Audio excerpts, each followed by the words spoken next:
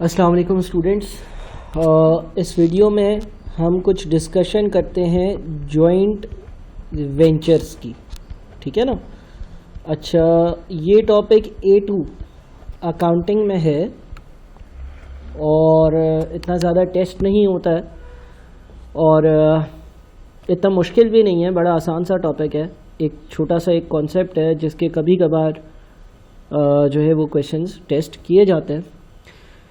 तो joint ventures का basically concept ये है कि डिफरेंट बिजनेसेस या पर्सन इंडिविजुअल्स जमा होकर इकट्ठा होकर कोई एक बिज़नेस वेंचर कंडक्ट करें और उस स्पेसिफिक प्रोजेक्ट के बाद या स्पेसिफिक वेंचर के बाद उसको डिसॉल्व कर दिया जाए।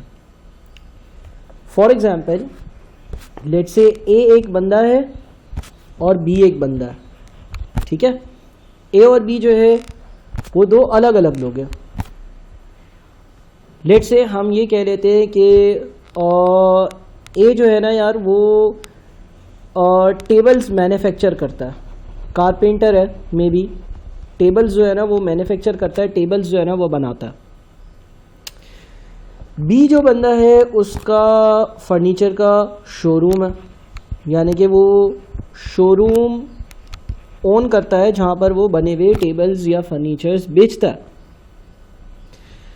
तो इसका मतलब ये हो गया कि यार ये जो बंदा है ना इसकी एक एक्सपर्टीज़ है, किसी इसकी मैन्युफैक्चरिंग की, या टेबल बने बनाए टेबल ख़रीदना भी जानता है, रॉ मटेरियल ख़रीद कर टेबल्स बनाना भी जानता है, कारीगर भी हैं इसके पास।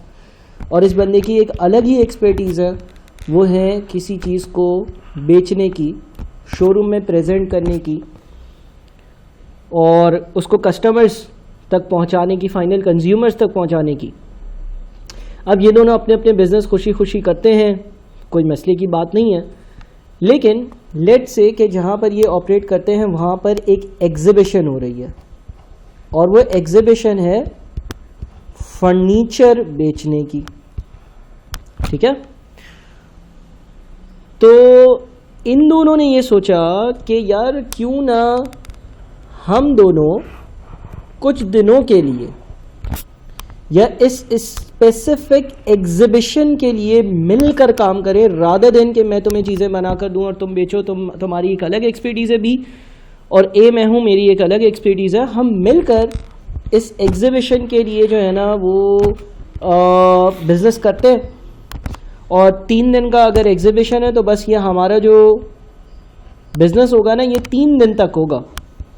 3 दिन बाद जो भी प्रॉफिट हुआ, जो नुकसान हुआ, जो फ़ायदा हुआ वो हम आपस में सेटल कर लेंगे, हम एक दूसरे से जो है वो हिसाब किताब कर लेंगे। तो इस तरह की चीज़ को हम कहते हैं जॉइंट वेंचर। हम कहते हैं कि भाई इन दोनों लोगों ने एक जॉइंट वेंचर किया है 3 दिन का, यानी कि 3 दिन ये दोनों जो है वो मिलकर काम साथ में करेंगे। ए टेबल्स बनाएगा, टेबल्स बनाने की महारत रखता है, बी चीज़ों को बेचने की महारत रखता है। 3 दिन का एक एग्जीबिशन है फर्नीचर का जिसमें टेबल्स ऑन ऑर्डर आएंगे और उनको बेचना होगा। तो 3 दिन के लिए दोनों मिलकर काम करेंगे, ठीक है। अब इसका एक बेसिक सा कुछ हिसाब किताब करते हैं। लेट्स से चीज़ों को बड़ा सिंपल रखते हैं, पास्ट पेपर्स में चीज़ें जो है वो कॉम्प्लेक्स भी करेंगे। लेट्स से ए जो है ना उसने 3 टेबल्स बनाए और एक टेबल जो है ना वो बनकर आता है 200 रुपये में, यानी कि 3 टेबल्स का टोटल ख़र्चा कितना हुआ? 3 टेबल्स का टोटल ख़र्चा हुआ 600। तो ए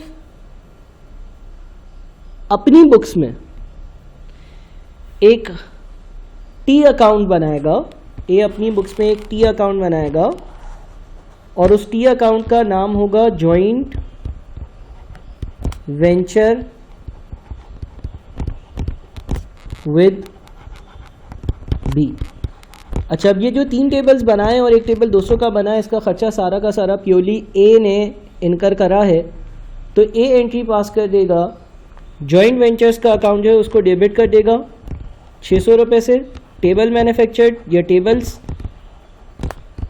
मैन्युफैक्चर्ड, और कैश से पेमेंट करी होगी तो कैश को क्रेडिट कर देगा 600 रुपये, ठीक है।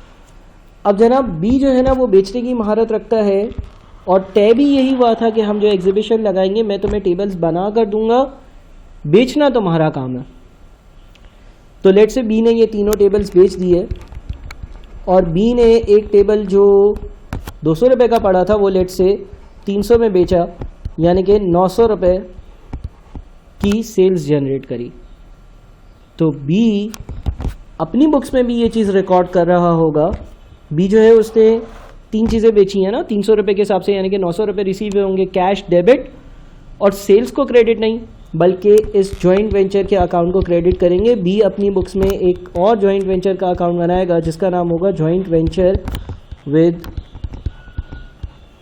ए, ठीक है, बैंक डेबिट 900 रुपये और joint venture with a credit, joint venture with a credit 900 रुपये। ठीक है भाई, ये काम हो गया। अच्छा, यहाँ पर भी ये कैश पे पैसे पे हुए होंगे ना, तो हम इसको बैंक मैन्युफैक्चरिंग, इसका मतलब हुआ ये कि ए जो है ना उसने 600 रुपये अपनी जेब से लगाए हैं और 3 टेबल्स बनाए हैं। 200 का एक टेबल पड़ा है, उसने अपने पास ये लिख लिया है कि भाई मुझे 600 रुपये जो है ना मैंने इन्वेस्ट करे हैं, 600 रुपये मैंने लगाए हुए हैं। उसे जॉइंट वेंचर विद बी को डेबिट किया हुआ है और कैश को या बैंक अकाउंट को क्रेडिट किया हुआ है। बी जो है उसने 900 रुपये कस्टमर से रिसीव किए हुए हैं, उसने बैंक को डेबिट किया हुआ है 900 रुपये और जॉइंट वेंचर विद ए का अकाउंट क्रेडिट किया हुआ है रादर देन सेल्स। अच्छा, अगर हम ओवरऑल बिजनेस की बात करें या इस जॉइंट वेंचर की बात करें ना, तो एक और अकाउंट बनाया जाता है, वो पूरे जॉइंट वेंचर का होता है जिसमें हम गेन या लॉस कैलकुलेट करते हैं। यानी कि तीसरा जो हमारा हिस्सा होता है वो होता है मेमोरेंडम। मेमोरेंडम का मतलब होता है temporary. Memorandum joint venture account. Memorandum joint venture account का मतलब ये है कि ये वो अकाउंट है जिसमें प्रॉफिट या लॉस को कैलकुलेट करा जाएगा। इस अकाउंट में क्या होगा, इस अकाउंट का मकसद ये है कि प्रॉफिट कैलकुलेट किया जाए। होगा इस तरह से कि मैं यहाँ पर सेल्स लिखूँगा 900 रुपये, 900 की सेल्स हुई और इसकी जो कॉस्ट ऑफ गुड्स सोल्ड थी वो कितनी थी 600। यानी कि जो चीज़ें मैंने 900 की बेची, अगर ए और बी को मिलाकर बात करें, सिंगल कंपनी बात करें या दोनों एक हों ऐसे बात करें, तो 900 रुपये की मिलाकर दोनों ने, ए बी ने 900 रुपये की चीज़ें बेची और वो चीज़ें इनको 600 रुपये की पड़ी थी, विच मीन्स कि इनको 300 का प्रॉफिट हुआ। अब लेट से कि भाई प्रॉफिट शेयरिंग रेशियो डिसाइड हुआ था 1:2, यानी कि अगर 300 रुपये कमाए जाएंगे तो एक हिस्सा यानी कि 100 रुपये ए के होंगे और 2 से यानी कि 200 रुपये बी के होंगे। तो मैं यहाँ पे लिखूँगा प्रॉफिट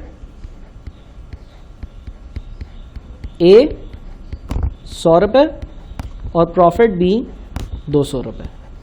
और ये जो जॉइंट वेंचर का अकाउंट है ये क्लोज हो जाएगा। 900 की चीज़ें बेची, 600 की हमें पड़ी थी, 300 बचे, वो इन दोनों ने आपस में 1:2 के रेशो में डिवाइड कर लिए हैं। अच्छा, जब ये प्रॉफिट यहाँ पर आएगा तो देखो ए का प्रॉफिट कितना आ रहा है, ए का प्रॉफिट आ रहा है 100 रुपये, है ना। हमें ये ए के अकाउंट में रिकॉर्ड करना होगा। हम ए के जो बुक्स हैं, ए की जो बुक्स हैं उसमें यहाँ पे लिखेंगे प्रॉफिट शेयर 100 रुपये और बी जो है उसको प्रॉफिट मिला है 200 का, तो बी जो है उसके जॉइंट वेंचर वाले अकाउंट में यहाँ पर आएगा प्रॉफिट शेयर 200 रुपये, ठीक है।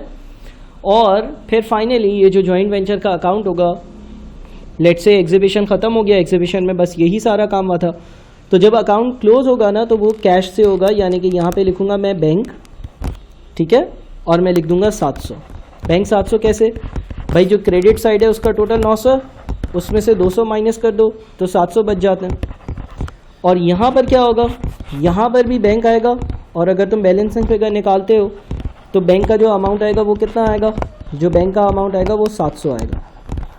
यानी कि इसकी एंट्री क्या पास हुई होगी, इसकी एंट्री पास हुई होगी बी ने जो अपनी बुक्स में करी होगी, वो करी होगी जॉइंट वेंचर विद ए का अकाउंट डेबिट और बैंक का अकाउंट क्रेडिट 700 रुपये, यानी कि बी ने 700 रुपये क्रेडिट अगर बैंक को किया है तो 700 रुपये पे करे हैं।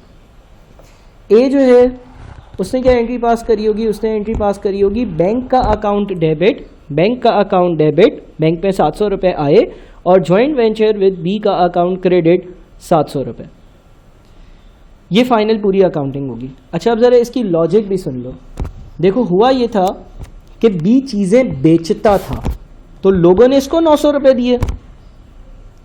900 रुपये में से 200 रुपये इसका प्रॉफिट था, वो इसने रख लिया। बकाया 700 रुपये इसके नहीं थे, बकाया 700 रुपये ए के थे, तो उसने ए को दे दिया, इसीलिए ए के अकाउंट्स जो हैं वो इसकी वजह से डेबिट हो रहे हैं। जो इसकी डबल एंट्री होगी, बी ने डबल एंट्री क्या पास की है? बी ने डबल एंट्री पास की अपनी मुल्क में, joint venture with A debit 700, bank credit 700। ए ने डबल एंट्री क्या पास करी है? ए ने जो डबल एंट्री पास करी है वो करी है बैंक डेबिट 700 और joint venture with B credit 700 रुपये। ठीक है, वापस से देखते हैं इस वीडियो को, बात समझ में आएगी। बड़ी इंटरेस्टिंग बात है। देखो, बी ने 900 रुपये कस्टमर से रिसीव किए, उसमें से 200 तो इसका मुनाफा बनता है, यहाँ से आया कैलकुलेट कर कर 2 हिस्से। बकाया 700 रुपये इसके थोड़ी हैं, इसने कस्टमर से कलेक्ट किए हैं, लेकिन वो ये ए को पे कर रहा है। अच्छा सर, ए 700 रुपये रिसीव तो कर रहा है, लेकिन इसकी क्या लॉजिक है? इसकी लॉजिक ये है कि जो चीज़ें बनी थी, जो टेबल्स बने थे, उसके 600 रुपये किसने पे किए थे? ए ने पे किए थे।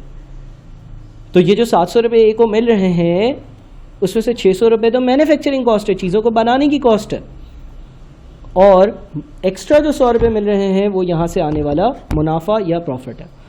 बड़े अच्छे से इस वीडियो को अगर 2-3 बार देखा जाए तो जॉइंट वेंचर जो है ना वो कॉन्सेप्चुअली समझ में आ जाएगा। और अब मैं अगली वीडियो में इसका एक पास पेपर भी सॉल्व करता हूँ। बहुत शुक्रिया।